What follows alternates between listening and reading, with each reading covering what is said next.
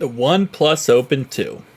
We got ourselves our first technical leak of the year, which is awesome because the Oppo Find N5 is coming out next month, which obviously will be just rebranded in the end to the OnePlus Open 2.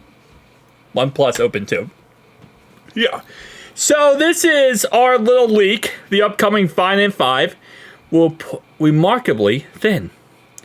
So you can see this is the OnePlus Open 2 or the Oppo Find N5, which of course you can see a pencil right here, and holy moly. Yeah, they're going thin as humanly possible. Obviously Samsung has tried to do this. Other companies have tried to do this. It is an age-old beautiful thing, man. Age-old beautiful thing that we are now going as crazy as possible, as thin as possible with these devices. Now, this is what the 3D renders of it will look like based on leaks and speculation. It's going to look a lot like the OnePlus Open 1, in all honesty. It's not going to be too much of a difference. It is going to have a humongous battery, a 5900 millihertz battery.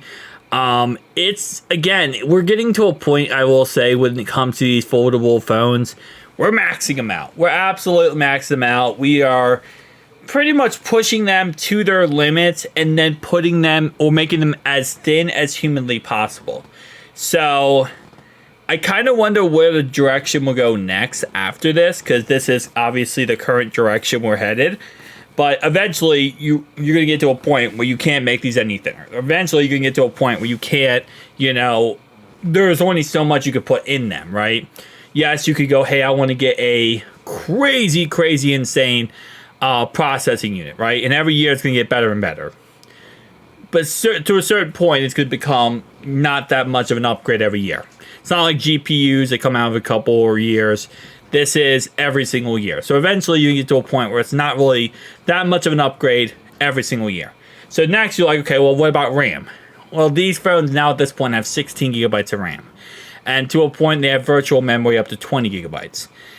Which for a cell phone, again, running Android, you're only going to be able to utilize so much. I mean, don't get me wrong, if you're a power user and you're doing everything on your affordable cell phone, 20 gigabytes of RAM is going to be amazing. But for the average consumer, it's just simply going to be, it's simply overkill. Now, as it gets better, I mean, what eventually you're going to get? 30 gigabytes of RAM, 40 gigabytes of RAM on a cell phone, right? So it's like, get to a point where I feel like there's going to be a new direction that these foldable cell phones head into. Right now, obviously, we have the direction of making it thin and as much stuff as possible inside. Eventually, I feel like it's going to go a different direction. I'm not sure exactly what that direction is, but I just don't think we're going to forever see the thinnest phones possible. Because, again, eventually you're going to get to a point where you can't make it any thinner, right? No matter what, you're not going to be able to make it any thinner. But tell me down below your thoughts, opinions. See you guys next one.